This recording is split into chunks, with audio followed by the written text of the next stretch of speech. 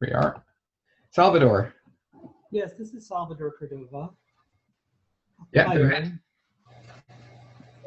am I coming across okay? Can you hear me? Yes, gotcha. Hi, Aaron. I'm the one who typed that I don't believe in evolution. First, before I say anything else, I wanted to say I think you're arguing your case very well, and I'm very, very sympathetic to almost everything you've said.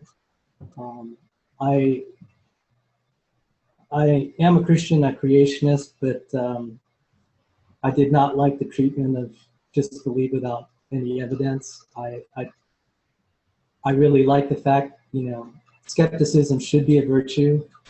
In many churches, it's treated like something that's despicable, and so I find that distasteful. And everything you've been asking and challenging people with, I've really appreciated. So I'm probably not like a lot of the Christians you may encounter.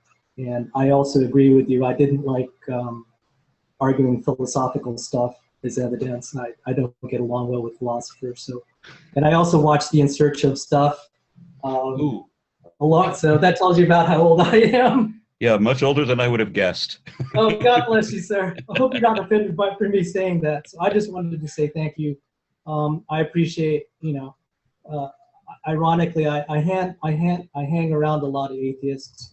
I do appreciate the critical thinking, and I think that's something that needs to be valued more. I don't see it a lot in my circles. So, well, thank you very much indeed. If you want to do that conversation in writing that I talked about, that's great. If you don't want to do that, I would encourage you to get my book when it comes out in September. I would very much like to do that. Whatever questions, I don't know how we could arrange it. If you Google my name, you'll see all the nasty things they say about me, so I'm relatively well known in creationist circles. Okay. Well, me too.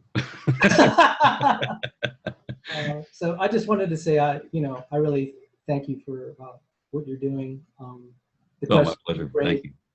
Even though I'm a Christian, I really wish that the questions you raised would be more welcome in churches, because I think young people need to think for themselves and deal with the difficult things that you all raise.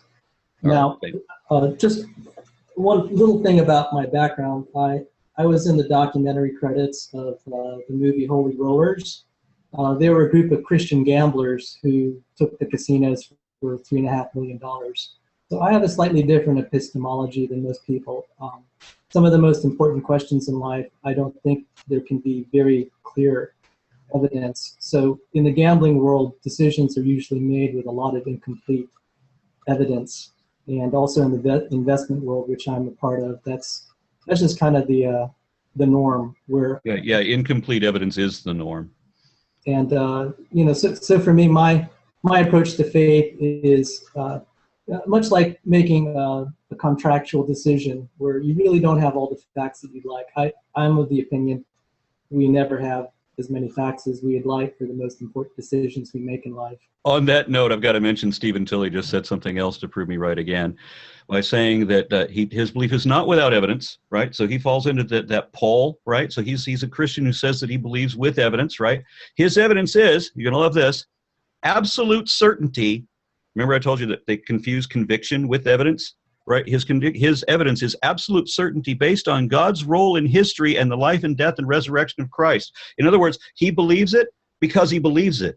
And his evidence is that he's absolutely convinced of it because he's read a fable about it.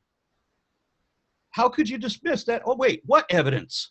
Okay. Thank you, Stephen Tilley. You've just admitted you have no evidence at all. Well, I wanted to say I sympathize with your frustration. I'm more of a very circumspect kind of guy, and I'm always full of doubts, and I think that's a good. It's always good to be questioning and skeptical. I wouldn't be making life critical decisions just without considering it, or just self-examination that I could be totally wrong. If someone came to me and just tried to sell me a deal and sign on the dotted line, I would hope someone would exercise skepticism in questioning whether the guy's right. So I have a lot of sympathy for what you're saying. I've arrived at a different conclusion, and so if you'd like to talk, how could I? Would you? Is there an email site that I could? I mean, do you have a public website? And if I emailed you, would you? Yeah. I mean, I will do my best to answer the emails. Just please understand that I get a lot of them. So, okay. I expect you probably get 1,000 emails a day. It's a little cumbersome. For the moment, for right now, do you accept the definition that I gave for evidence, and that Gunter found on dictionary.com? I'm not really into definitions. I like. Okay, I am. Let me say this. I'm more sympathetic to what you're saying. Okay. That's all I could say. In general, I thought you were scoring. Even though I'm a Christian and I'd be on Gunter's side of the argument, I actually thought you were winning the debate. So I'm not gonna, Well, thank you very much. If you find that you have something that I would recognize as evidence according to the definition that I gave here, please present it. Well, I'll give you either now or in email. I don't mean to. This is as good a time as any. Yeah. A professor at my alma mater, Richard Conn Henry, he's a physicist. He wrote a paper that was published in the prestigious scientific journal Nature. It dealt with consciousness and mind, and he actually argued from his background in physics and quantum mechanics that the basis of reality is a spiritual non-material mind. Now that's controversial, and how do you have a spiritual non-material mind enter into a physics paper? Well, obviously, if it was, that's probably one of the top science journals. But granted, but I don't understand how you could indicate a spiritual non-material mind. There were experiments that he cited, like the Super Renninger experiment, the quantum delayed choice experiment by Wheeler. Hold on. I'm going to note these down. Oh, sure. What? If you probably will hear about it a little bit with Neil deGrasse Tyson. There was a conference recently on whether... Convince him. Well, he said that the universe could be a computer simulation. So... okay, just throwing out all these different possibilities as counter arguments. Is this addressing a false dichotomy?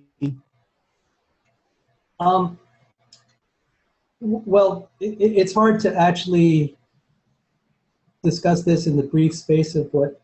Okay. But you're saying Neil deGrasse Tyson knew the study. He's read the study, and he was not convinced. Let me just toss that out. I retract that. I would refer to Richard Conn Henry's article in the journal Nature, which is. Has it convinced any other atheist? A few. Frank Tipler, who's also a physicist. Frank Tipler was an atheist, and now he, because of this article, is he believes in God now. He actually was the one who pioneered some of the stuff that is in. So he wrote the article, so he's negated from that. He is. Frank he Tipler believed in God before he wrote this. Okay, Richard Conn Henry. I don't know what. Give me the name of any atheist who changed their mind because of this study. Not this study, but an atheist. Okay, can you give me the name of any atheist who changed their mind according to any of the evidence that you want to present to me? Frank Tipler. Frank Tipler wrote the study, or was convinced by the study? He was convinced by evidence prior to the study. He probably contributed ideas that were reflected in this 2005 paper. His article was in 1987. The evidence that convinced him in 1987 is part of this study in physics. Yes. He was a student of... In 1987? Yes. And it didn't convince anybody else? Oh, there probably been a few others. Now, okay. What was the name of it? The Cosmological Anthropic Principle. Sorry, I thought we were talking about physics, not a debunked argument. No. I understand why we don't need to go any further with that. That one's done and dead. except in the minds of somebody like William Lane Craig, yes. So I guess I don't need to read the Super Renninger study because that's what it's based on? Well, if you are interested in seeing some of the arguments, that was a restatement of it in 2005, and Okay. I would and William Lane Craig. I would hardly consider Richard Conn Henry having been debated.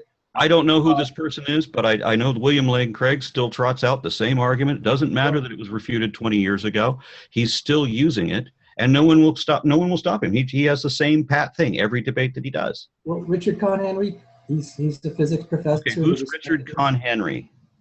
Henry Rowland Professor of Physics and Astronomy at Johns Hopkins University. Okay, and why should I look him up?